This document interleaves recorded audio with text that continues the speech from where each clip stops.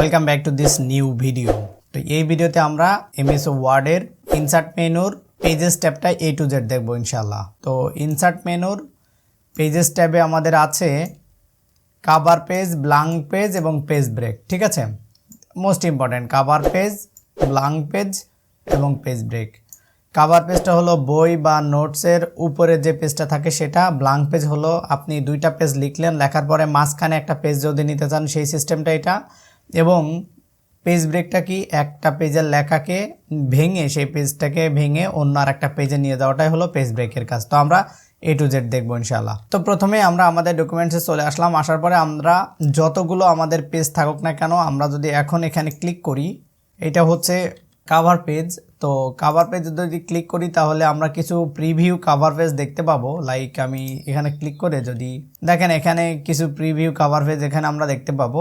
এবং আপনার যদি এটা ছাড়াও অন্যান্য কভার পেজ আপনি চাইলে ফটোশপ, ইলাস্ট্রেটরও ডিজাইন করতে পারেন, কিন্তু আপনি যদি ডিজাইনার না হয়ে থাকেন তাহলে অবশ্যই এমএস ওয়ার্ড দিয়ে আপনি কভার পেজ তৈরি করতে পারবেন। সেই কভার পেজটা আপনি কিভাবে তৈরি করবেন সেই বিষয়ে এখানে কিছু ডেমো দেওয়া আছে। তো আপনি যেটা স্টাইল বা যে স্টাইলটা নিতে চান, সেটা কিন্তু আপনি এখান থেকে সিলেক্ট করে দিতে পারেন। তো আমি এখান থেকে নর্মালি প্রথমে যেটা আছে এটাও নিতে পারি, এটা নিচ্ছি।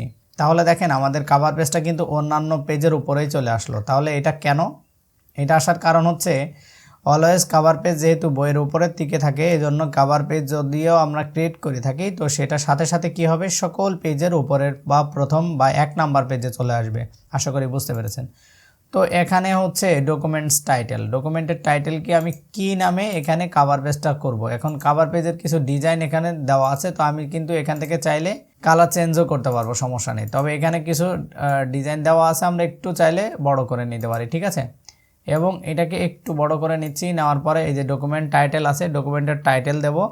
তো আমাদের যে ডকুমেন্টটা আমরা ক্রিয়েট করেছি, আমরা ডকুমেন্ট টাইটেল বা আমাদের বুকের বা আমাদের কভার পেজ যেটা আছে সেই কভার পেজের এখানে নেম দিতে হবে। আমরা এই ডকুমেন্টের টাইটেল হিসাবে নেম দিতে হবে। ঠিক আছে, তো আমি মনে করেন এটা এমএস ওয়ার্ডের একটা বই লিখব, তাহলে এমএস ওয়ার্ড বা MICRO মাইক্রোসফট ওয়ার্ড টিউটোরিয়াল বুক। ওকে, তো ডকুমেন্টের সাবটাইটেল আমরা এখানে অ্যাড করতে পারি। তো আপনি চাইলে এখানে নর্মালি সাবটাইটেলটাকে অ্যাড করতে পারবেন এবং এখানে সম্পর্কে লিখতে পারবেন। এবং এখানে যেটা লিখবেন সেটা হচ্ছে, খেয়াল করেন এখানে যদি লিখতে চান নিচের দিকে, তো আমার কম্পিউটারে আলহামদুলিল্লাহ লেখা আছে। উইন্ডোজ করার সময় আমি এটা লিখছিলাম, এই জন্য আমার এখানে আলহামদুলিল্লাহ এসছে। তো আমি এখন কি করব, এখানে যদি চাই এডিট করব সেটা করতে পারবো। যেমন আমি যদি আমার নামটা ইউজ করি, ওকে আমি আমার নামটা ইউজ করলাম এবং আমার ইমেল অ্যাড্রেস একটা ডেমো ইমেল অ্যাড্রেস দেবো, ডেমো email@gmail.com। ওকে, আমি ডেমো একটা ইমেল এখানে লিখে দিলাম। তো আপনি আপনার মতো করে দিতে পারেন। এখন আমি যদি এটাকে সিলেক্ট করি, একটু হোমে যাব, একটু বোল্ড করব। ঠিক আছে, তো এবং কালার চেঞ্জ করতে চাইলে আমরা এখান থেকে নর্মালি খুব সুন্দরভাবে কালার চেঞ্জ করে দিতে পারি।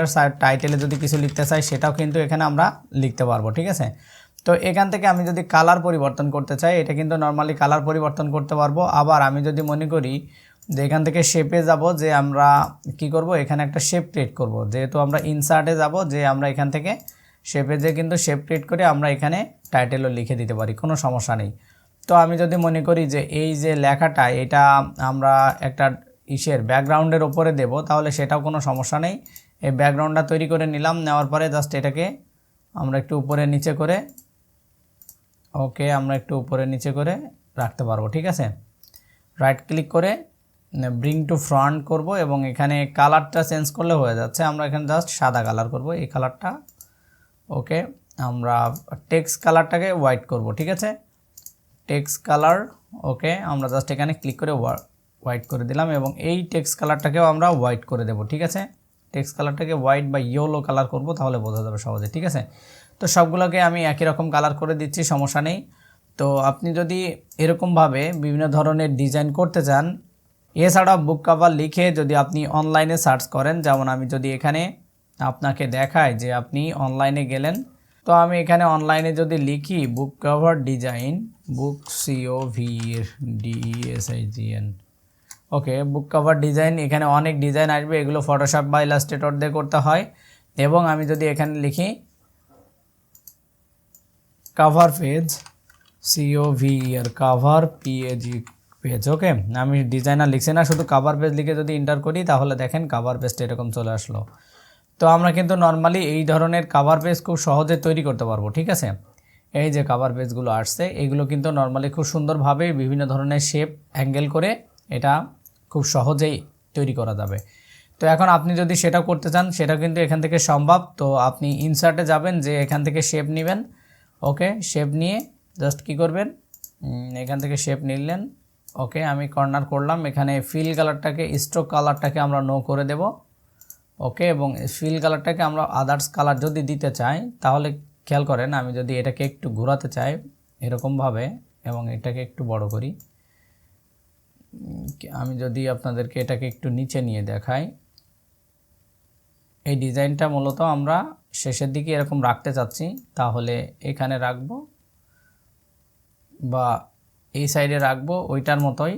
তো আমি এই লেখাগুলোকে একটু সরাই নেব, মিডিল পর্যায়ে দেব, সমস্যা নেই, আমরা এটাকে রাখবো এবং এটাকে অল্ট চেপে ধরে আমরা ডুপ্লিকেট করলাম, ওকে, করে আমরা যদি চাই এটাকে কালার চেঞ্জ করতে সেটাও কিন্তু সম্ভব। ওকে, তো আমরা এখন একটু লাইট কালার ইউজ করব, ওকে, লাইট কালার দিচ্ছি, দেখেন।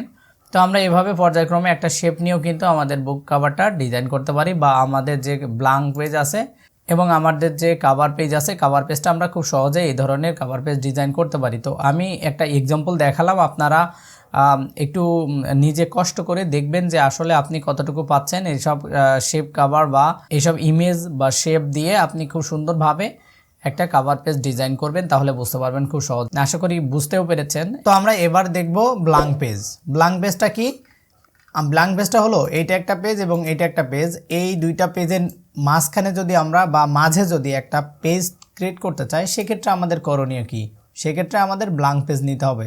তো এখন আমি যদি এখানে থাকা অবস্থায় ব্ল্যাঙ্ক পেজ ক্রিয়েট করি তাহলে কিন্তু এই লেখা নিচের পেজে চলে যাবে। এজন্য আমাদের যদি আমরা নিচে ব্ল্যাঙ্ক পেজ তৈরি করতে চাই তাহলে এখানে আমাদের ডকুমেন্টসের একদম সর্বশেষ যে লেখা আছে, লেখার পরে আমরা মাউসের এইটা ক্লিক করে রাখলাম, মাউসের পয়েন্টারটা ক্লিক করে রাখলাম, ঠিক আছে। রাখার পরে আমরা জাস্ট ব্ল্যাঙ্ক পেজ একটা ক্লিক করব, তাহলে আমরা এখানে জাদুর মতো দেখতে পাবো যে খুব সহজে একটা ব্ল্যাঙ্ক পেজ তৈরি হয়ে গিয়েছে। এবং এখানে আমরা চাইলে যে কোনো ধরনের টেক্সট আমরা এখন নর্মালি লিখতে পারবো, সমস্যা নেই। আমি আবারও ক্লিক করছি, দেখেন ব্ল্যাঙ্ক পেজ চলে এসেছে। তো এভাবে মূলত আমরা পর্যায়ক্রমে কি করতে পারি? ব্ল্যাঙ্ক পেজ তৈরি করতে পারি, ঠিক আছে। আমি যদি এখন এন্টার দিই তাহলে এভাবে ব্ল্যাঙ্ক পেজ তৈরি করে এবং খুব সহজে লিখতে পারবো, ঠিক আছে। তো এভাবে মূলত ব্ল্যাঙ্ক পেজ তৈরি করতে হয় দুইটা পেজের মধ্যে। তো এবার আমরা দেখব পেজ ব্রেক।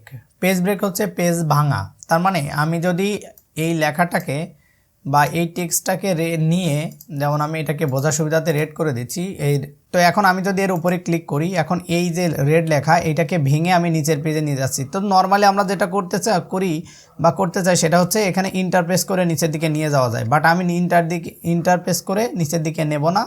আমি কি করব, জাস্ট এখানে ক্লিক করে রাখবো, রেখে জাস্ট এখান থেকে ইনসার্টে যাব, যে পেজ ব্রেক করে দেব, ঠিক আছে। তাহলে এখান থেকে আমার পেজটাকে ভেঙে আমাদের নর্মালি নিচের পেজে চলে আসবে, ঠিক আছে। তো এটাই হলো পেজ ব্রেকের কাজ। আশা করি পুরো ভিডিওটা মনোযোগ সহকারে দেখেছেন এবং ভালোভাবে বুঝতে পেরেছেন। যদি বুঝতে অসুবিধা হয় তাহলে অবশ্যই কমেন্ট সেকশনে কমেন্ট করে জানাবেন, বন্ধুদের সাথে শেয়ার করতে একদমই ভুলবেন না। Thank you so much, thank you for watching this video. আসসালামু আলাইকুম ওয়া রাহমাতুল্লাহি ওয়া বারাকাতুহু।